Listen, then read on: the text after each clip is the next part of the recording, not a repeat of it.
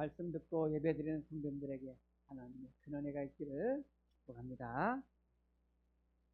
몇 년 전에, 오래전에 그 교계에서 많이 팔리던 그런 책 중에 나는 위대한 과학자보다 신실한 크리스천이고 싶다. 이런 책이 있었어요.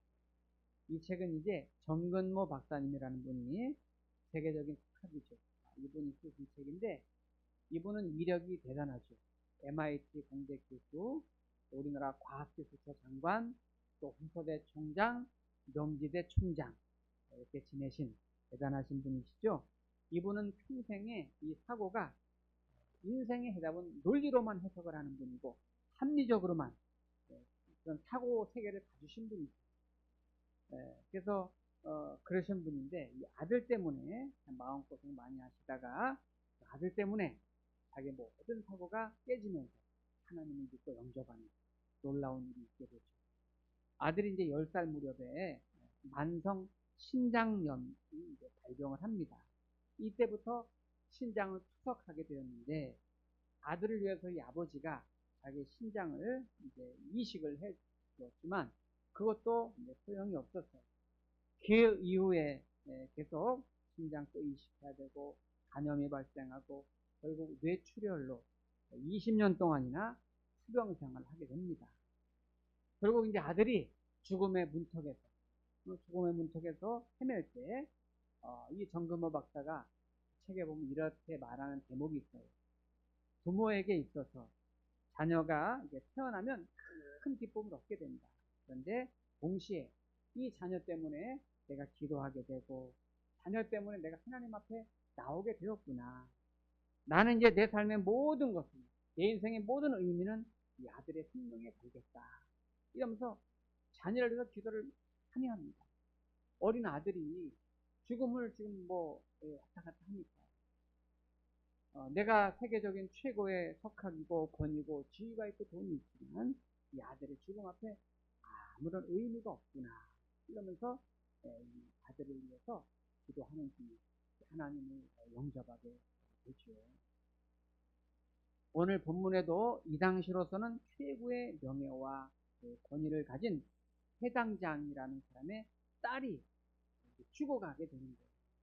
아버지로서는 할 수 있는 모든 걸 다 해봤지만 되지 않으니까 예수님께 달려와서 나를 고쳐달라, 살려달라고 간구하는 내용이 나옵니다.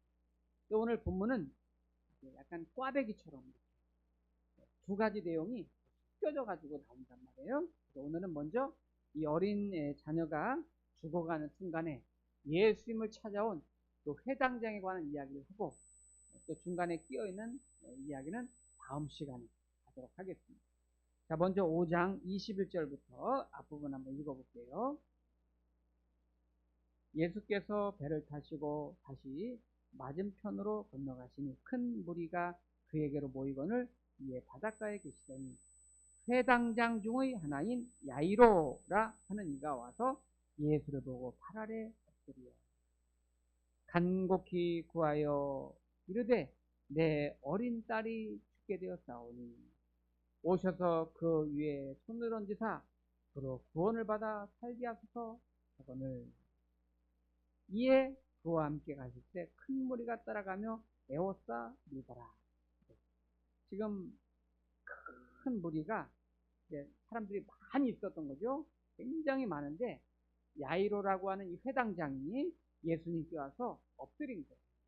이게 사실 쉬운 상황은 아닙니다. 왜냐면 그 당시에 회당은 예배를 드리는 곳이고 그리고 교육을 하는 학교 같은 그런 기능을 가지고 있었는데 그 회당의 장이면은 요즘으로 말하면 교육감 정도 그 지역의 최고 종교 지도자란 말이죠. 감독하고 관리하는 최고 수장인데 사회적으로 존경받고 굉장히 높은 신분인데 그 위치에 있는 사람이 자기의 명예와 또 권위와 권세를 내려놓고 우리 딸 살려달라고 자기 딸 살려달라고 지위가 무슨 의미가 있겠어. 건강할 때는 예쁘게 자랄 때는 지위도 명예도 내가 폼잡을만 했지만 지금 딸이 그 햇살처럼 예쁜 딸이 그냥 지금 죽어가고 있으니까 자기의 그런 권위가 권세가 무슨 의미가 있나. 그런 사회적인 지위와 종교적인 권세 다 내놓고 예수님께 엎드려서 그 많은 사람들 앞에서 납작 엎드려 내 딸을 살려주세요. 살려주세요. 절박하게 간절하게 호소하고 있습니다. 이때 예수님께서는 그 절박한 회당장의 간구를 들으시고 직접 너희 집으로 간다. 그래서 출발하십니다. 근데 많은 무리가 있었는데 출발해서 가시는 길에 돌발적인 일이 일어나는 거예요. 그게 이제 25절 12해를 혈루증으로 알아온 한 여자가 있어.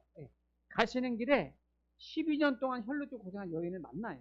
그래서 이 여인의 사정 얘기를 들으시면서 병을 고쳐주시는데 34절 쭉 건너가 34절 예수께서 이르시되 딸아 내 믿음이 너를 구원하였으니 평안히 가라 내 병에서 놓여 건강할지어다. 네. 12년 동안 혈루증을 앓던 고생한 여인을 고쳐주신 거예요. 네. 고쳐주신 거예요. 근데 요 이야기는 다음 주일에 요 내용은 다음 주일에 말씀드리기로 하고 문제는 이 여인을 고치는 중에 이렇게 잠깐 지체하는 중에 회당장의 집에서 급히 연락이 왔습니다. 그게 35절이에요. 아직 예수께서 말씀하실 때에 회당장의 집에서 사람들이 와서 회당장에게 이르되 당신의 딸이 죽었나이다. 어찌하여 선생을 더 괴롭게 하나이까. 딸이 죽었다는 거죠. 이 회당장으로서는 정말 가슴이 무너지는 거죠. 아유 우리 예수님이 이 12년 동안 이 여인이 고치지 않고 빨리 갔으면 낫을 수 있었을 텐데 이런 생각을 할 수도 있을 거예요.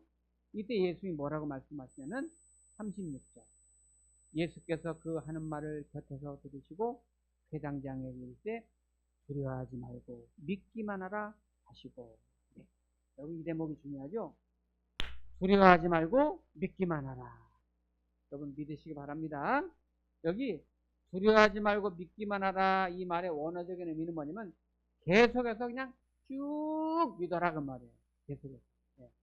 아무리 죽을 상황이 되고 절망의 소리, 낙심의 소리가 들려도 지금 내 앞에 내가 눈에 볼 때는 꽉 막힌 것 같아도 두려워하지 말고 쭉 그냥 계속 믿어라 그 말이에요. 네. 제가 어느 책 읽다 보니까 믿음이란 뭐냐? 그분이 뭐라고 써요? 믿음이란 뭐냐? 그냥 계속 믿는 것이다. 이렇게 썼어요. 네. 오늘 이 의미가 그 의미예요. 그냥 계속 믿는 것. 누가 부정적인 말을 하고 또 상황이 내 눈앞에 절망적으로 펼쳐질지라도 그냥 계속 믿는 것.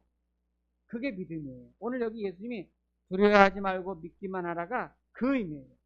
좋은 상황이든 좋지 않은 상황이든 예. 잘 될 것 같지 않은 상황이라 할지라도 희망이 끊어진 것 같을지라도 그냥 계속 믿는 거. 그럼 뭘 계속 믿는 거예요? 예수님을 계속 믿는 거예요. 내가 나를 믿는 게 아니에요. 내가 이 상황을 믿는 게 아니라 나를 사랑하고 계시는 그분, 그 예수님을 계속 믿는 것을 말하는 거예요. 그분을 기다리는 것을 여기서 말하는 예수님이 믿음이라고 말하는 거예요. 자, 그러면 이런 상황에서 집에 딱 도착했습니다. 자, 무슨 일이 벌어졌나? 37절부터 보니까요.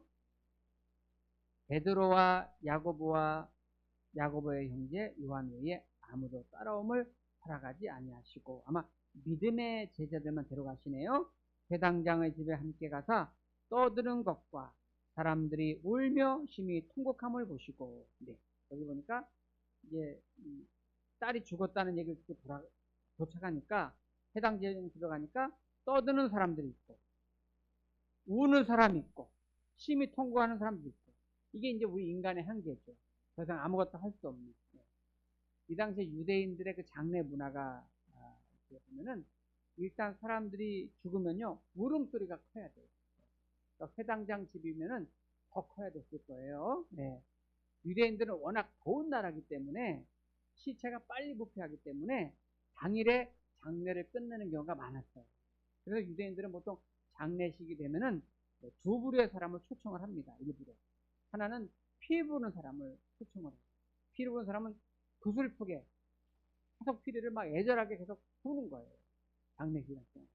또 한 종류는 헌화하는 사람을 일부러 불러서 사요. 그래서 직업으로 물어준 사람, 곡하는 사람을 일부러 불러서 사요.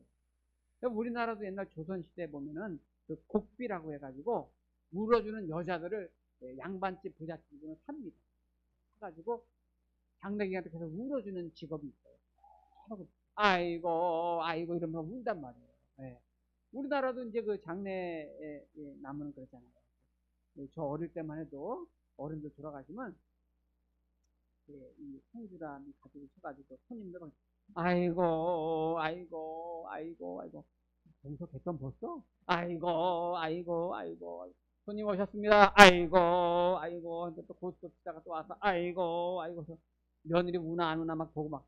우리나라, 우리도 그랬잖아요, 옛날에. 요즘은 이제 아이고 소리가 없더라고요, 장례식 가면은. 예.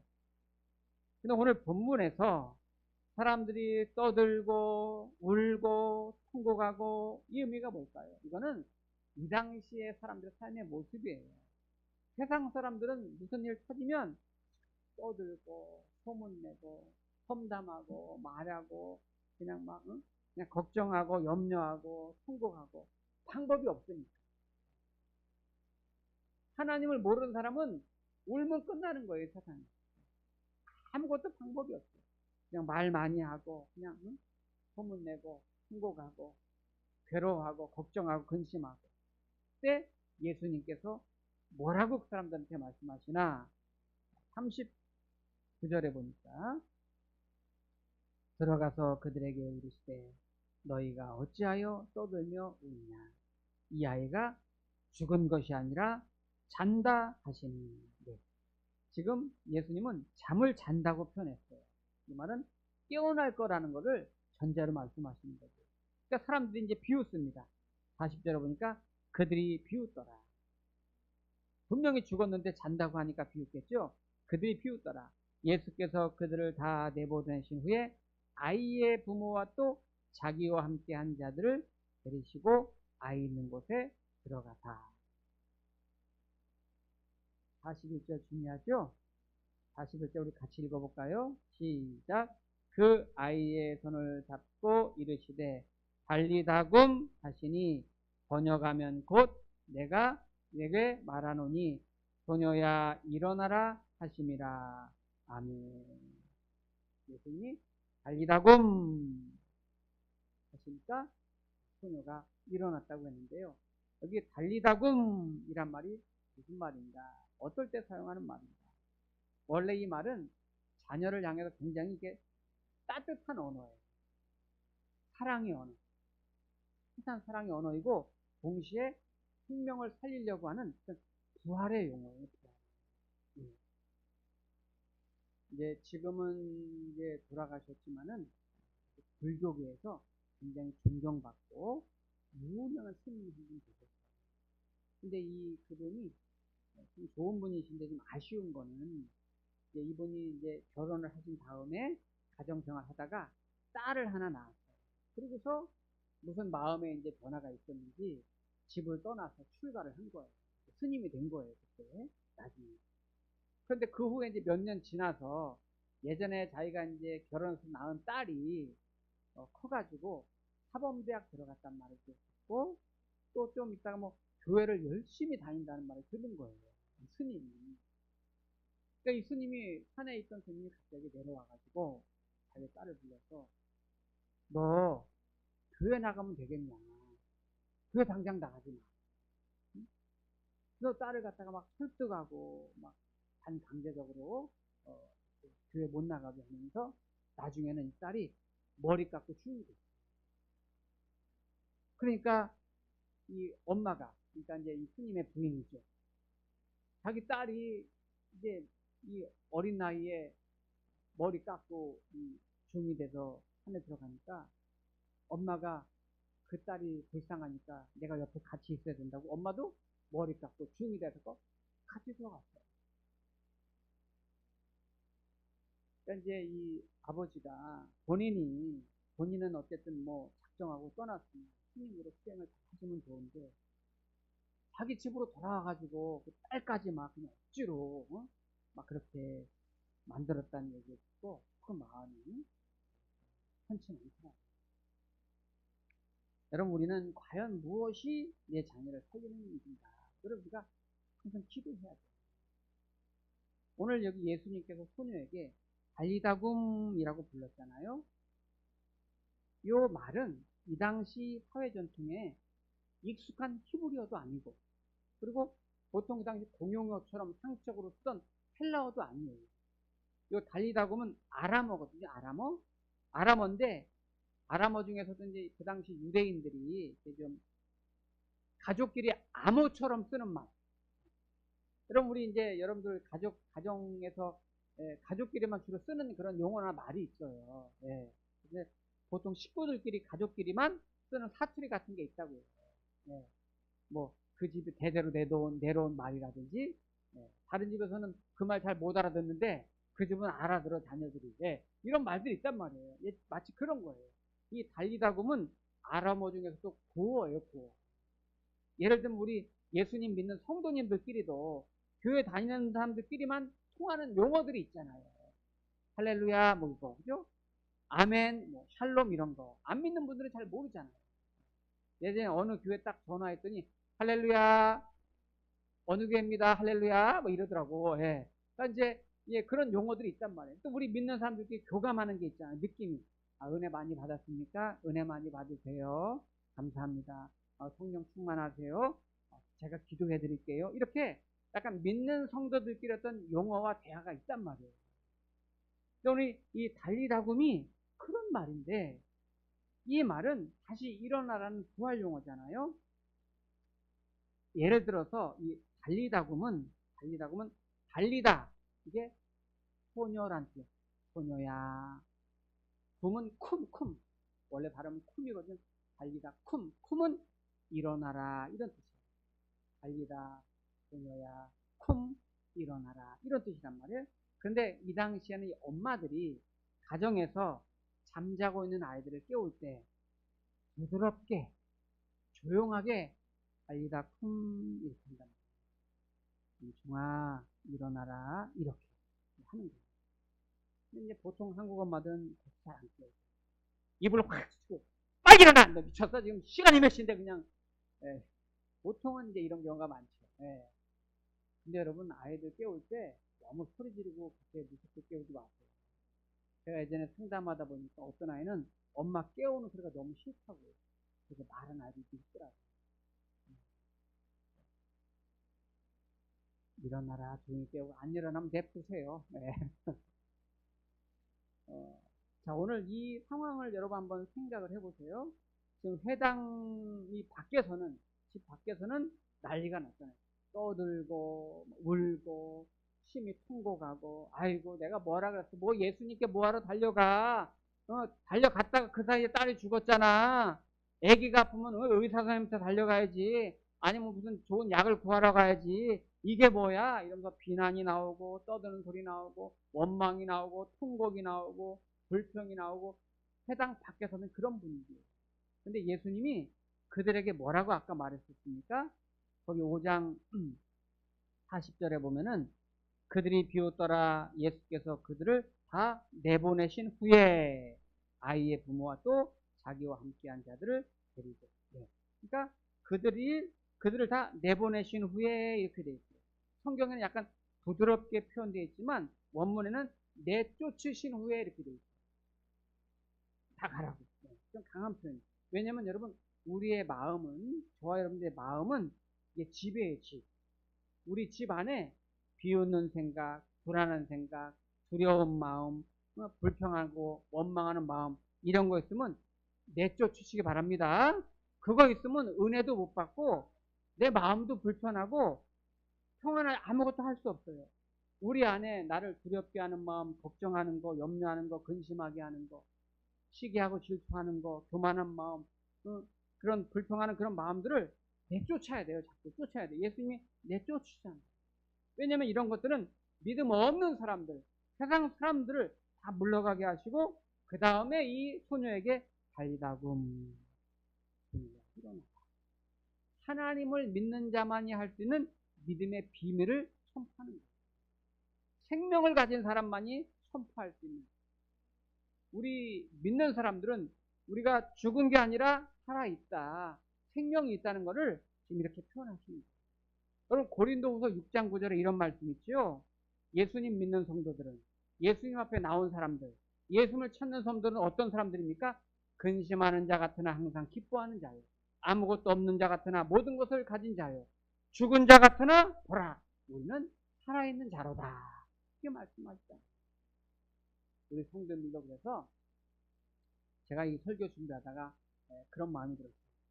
성도들 힘들 때, 낙심될 때 있잖아요. 그럼 여러분들도 여러분 스스로에게 달리다금 정수야, 정확히 말하면 이정수 쿰 이래야 되겠죠. 달리다금 일어나라, 힘내. 하나님 널 사랑하시오. 너를 향한 계획이 있어. 하나님 널 기다리고 계시오. 이러면서 나에겐 생명이 있어, 은혜가 있어, 힘을 내라, 일어나라, 달리다금 정수야. 여러분 그렇게 스스로에게 선포하시기 바랍니다. 자, 그런데 오늘 마지막 장면이 너무 은혜스러워요. 볼까요? 자, 이렇게 일으킨 다음에 42절에 보니까 소녀가 곧 일어나서 걸으니 나이가 12살이라. 사람들이 곧 크게 놀라고 얼마나 놀랐겠어요? 죽은 줄 알았는데 살아나니까. 43절에 보니까 예수님 그 다음에 어떻게 하십니까? 예수께서 이 일을 아무도 알지 못하게 하라고 그들을 많이 경계하시고 이에 소녀에게 먹을 것을 주라 하시니라. 네. 참 소녀에게 먹을 것을 주라. 예수님의 참 따뜻한 마음을 우리가 여기서 읽을 수 있어요. 지금 아파서 며칠 고생했을 거예요. 지쳤을 거예요. 그 어린 소녀에게 12살밖에 되지 않은 소녀를 챙기시는 예수님의 좀 인간적이고 아름다운 모습을 여기서 볼 수 있어요. 바로 여기 먹을 것을 주는 게 우리 오늘날 교회가 할 일이고 우리 성도님들이 할 일이에요. 생명을 살리는 것은 예수님의 역할이지만은 살린 생명을 돌보고 챙겨주고 먹이는 것은 우리 교회의 역할인 거예요. 몇 년 전에 이제 들은 이야기인데 우리나라 국가대표 선수들이 이제 큰 대회를 앞두고 지방의 이제 경기장마다 순회하면서 이제 훈련도 하고 연습도 하는데 어느 큰 지방의 도시에서 국제 경기가 열린 거예요. 그래서 이제 그 가까운 곳에 이제 경기 연습하면서 합숙하면서 이렇게 지내게 됐는데 이제 그 선수들 중에도 믿는 선수들이 있단 말이에요. 예수님 믿는 선수들이 있단 말이에요. 훈련하고 연습하고 이제 숙박 며칠 하는 중에 신앙 있는 선수들은 이제 주일 되면은 그래도 이제 쉬게 해주니까 가까운 교회 나가서 예배도 드리고 그렇게 하는 거예요. 근데 이제 경기가 월요일부터 경기인데 주일을 그 전날 주일이에요. 그 주일에 이제 이 선수들이 예배를 드리러 이제 몇 사람이 간 거죠. 예배 드리러 갔다가 예배 드리고 나오면서 내일 큰 경기가 있는데 아무래도 마음이 이제 긴장이 되고 또 두렵고 불안할 거잖아요. 그러니까 우리가 목사님께 가서 안수기도라도 좀 하자. 이래가지고 목사님을 찾아간 거죠. 목사님이 그랬다는 거예요. 나는 그런 기복적인 기도는 안 해준다. 돌아가라. 이렇게 했다는 거예요. 그러니까 이 선수들이 좀 마음이 생겨서 나오는데 그 문 앞에 있는 이제 권사님들이 더 난리야. 버릇없이 말이야. 응? 어디서 함부로 우리 목사님한테 안수기도 받으려고 그러냐고. 우리가 그런 교회인 줄 아냐고. 그 이상한 선수들인 것처럼 쳐다보더라는 거예요. 여러분 그거는 기복의 뜻을 잘 모르는 거예요. 그런 애들 우리 교회 왔으면 내가 해줄 텐데. 응? 여러분 그거는 기복적인 신앙이 아니에요. 여러분 국가를 위해서 열심히 뛰는 정말 그런 선수들이 때로는 여러분 경기를 앞두고 마음이 불안하기도 하고 두려운 마음이 있죠. 큰 경기 앞두고 뭔가 좀 평안을 얻기 위해서 뭔가 신을 좀 의지하기 위해서 기도받고 싶은데 그건 기복이 아니에요. 그럴 때는 여러분 기도해 주는 게 맞는 거예요. 그럼 믿음이 좋다는 게 뭐예요? 믿음이 좋다는 거는 내가 날마다 뭐 새벽 기도를 나오고 성경을 통독하고 그냥 시간 예배를 다 드리고 여러분 이런 것도 믿음이 있으니까 가능한 거지만 정말 믿음이 좋고 신앙이 깊은 사람은 인간적이 돼야 되는 거예요. 사람이 정말 연조가 신앙이 깊을수록 영적인 정이 있고 따뜻하고 품을 줄 알고 배려할 줄 알고. 여러분 지금 여기서 막 배고파가지고 막 굶어 죽어 가는 사람 있어요. 그 사람한테 서 주여 믿습니다, 믿습니다. 기도가 아니라 밥 한 그릇 갖다 주는 거. 그게 신앙인 거예요. 그게. 우리 교회가 그런 부분을 항상 조심하셔야 돼요. 저는 우리 교회가 이제 좀 식사 대접을 점심시간마다 하잖아요. 저는 그것도 아주 좋은 사역이라고 생각해요. 아주 좋은 선교 사역이고 구제 사역이에요. 우리 성도들 중에는 믿음이 좋아서 오는 분들이 있지만 믿음이 연약한데 밥 먹으러 온 분들 계시거든요. 밥 먹다가 또 은혜 받고 또 나올 수도 있거든요. 사역이에요. 아름다운 사역이에요. 그래서 우리 성도들 예수님의 마음으로 한 영혼 한 영혼 그렇게 품어주고 배려해주고 공감해주고 그런 것도 우리 예수님의 마음을 받는 것이고 또 저와 여러분들이 하루하루 살아가면서 때로는 낙심되고 지칠 때 달리다곰 일어나라 하는 마음으로 주님 의지하고 힘내서 살아가기를 여러분 축복합니다. 기도하겠습니다.